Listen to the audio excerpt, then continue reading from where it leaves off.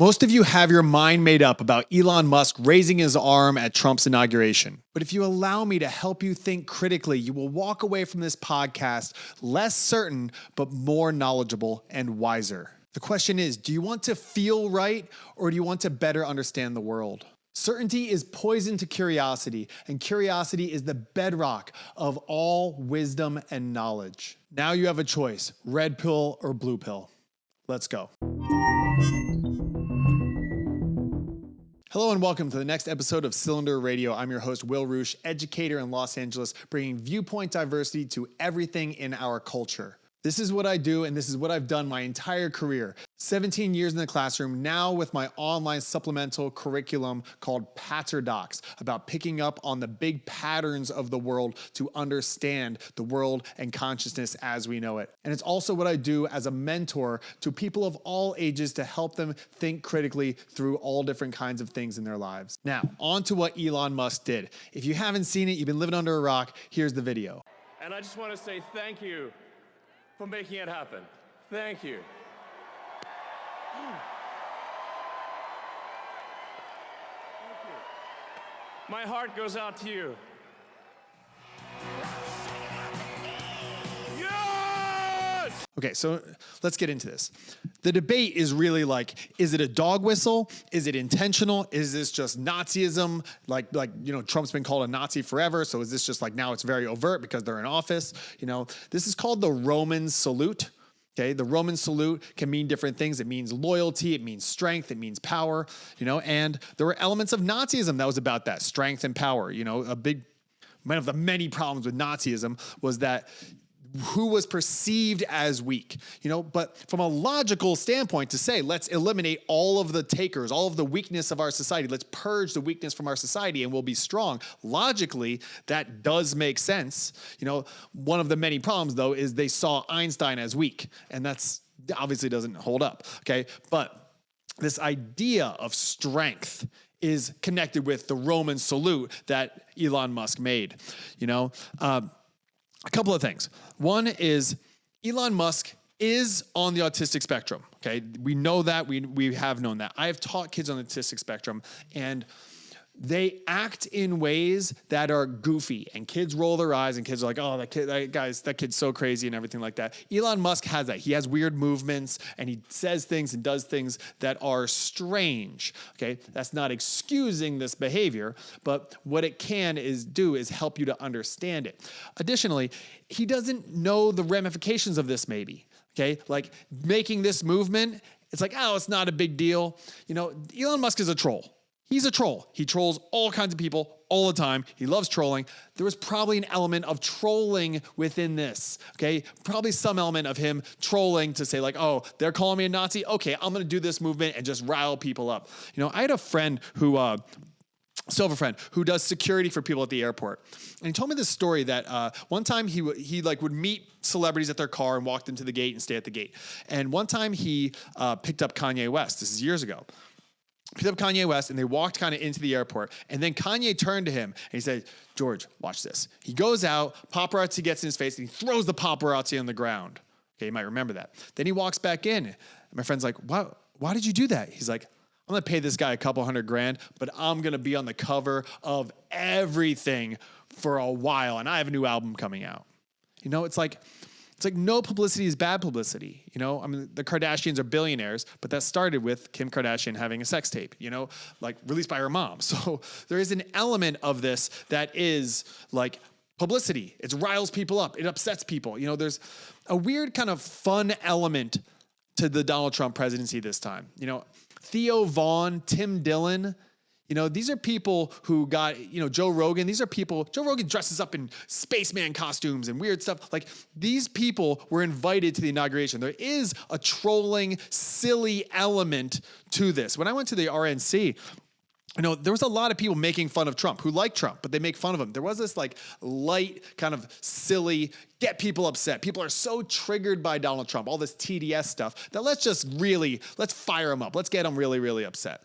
There is an element of that, but it's insensitive. I have a lot of friends that are Orthodox Jewish that lost family members in the Holocaust. And that that's going to mean something to them. That's going to that's going to trigger all kinds of stuff in them. Then I have friends who are Jewish and lost family in the Holocaust who just think like it's not a big deal.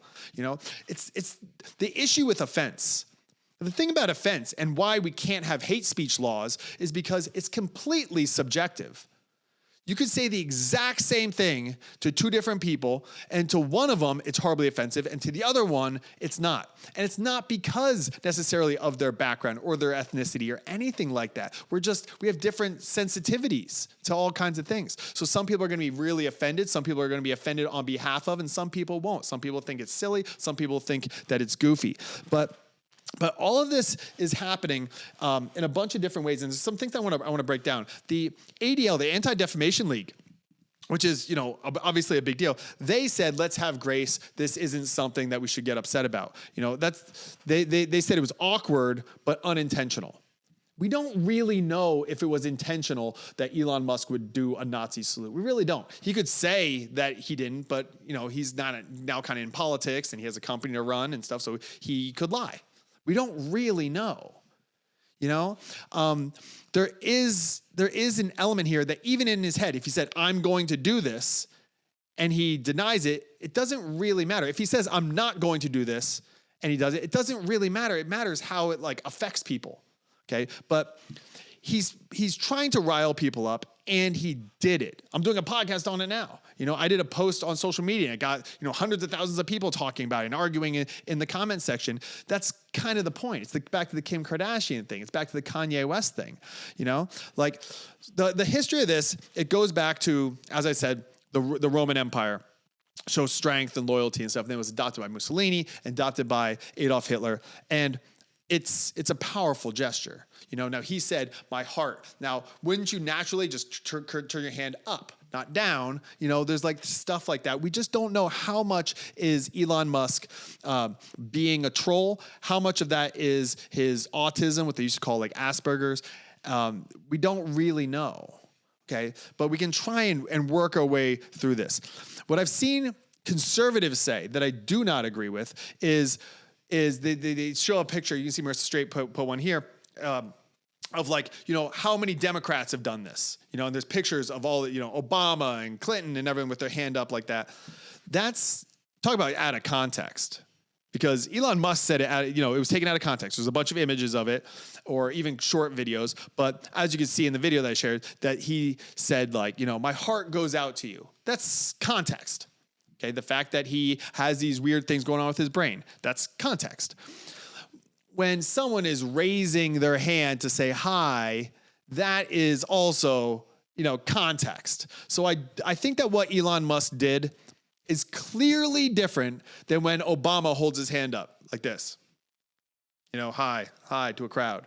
That's clearly different. What Elon Musk did, the movements that he did, the crispness of it, like it was crisp and sharp, the way that the people were goose stepping did it, it did have that feeling to it. It did have that air to it,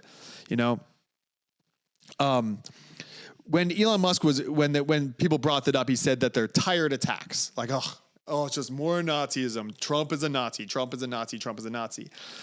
I get it. I think that that's been overused. And I think that's a real danger. I think that when you call everyone a Nazi over and over again, then you don't know who the real Nazis are. Same thing with racist or sexist. If everything is sexist and everything is racist, then we don't know who the real racists are. Do I think that Elon Musk is a Nazi? No, I don't. Do I think that he's from apartheid South Africa and there's some questionable things in his family's past? Yeah, I do. Do I think that there's elements of Nazi ideology about strength and power that is within the Trump, administration this time around? Yeah, I do. But strength and power in and of itself is not bad. It's how that strength and power gets used. And the worst thing about Nazi ideology, as I said, of the many, many terrible things, was the racial purity stuff, the Aryan race stuff. And I do not see that with Donald Trump. I think that Donald Trump loves people that love him. And it doesn't really matter what color their skin is or what nationality, what ethnicity, what religion, what creed. I don't think that matters nearly as much as, do you like me? If you like me, I'll like you. He's called like a black woman says that he's terrible and he calls her a dog, but then a straight white man calls him terrible and he calls him a dog too. Like he seems to be an equal opportunity, insulting individual for people that don't like him. But the people that do like him, well, now it's good. Like we're all good now. I think that we have to be careful. Okay. The whole trolling thing, people go out and they do like pranks on people at malls and stuff like that. They go up and they scare people, or they touch people in weird ways, or they initiate like they're going to have a fight. Like that stuff's really dangerous, and I understand the idea of having fun. I understand the importance that jokers have and court jesters have in society and comedians have, for sure.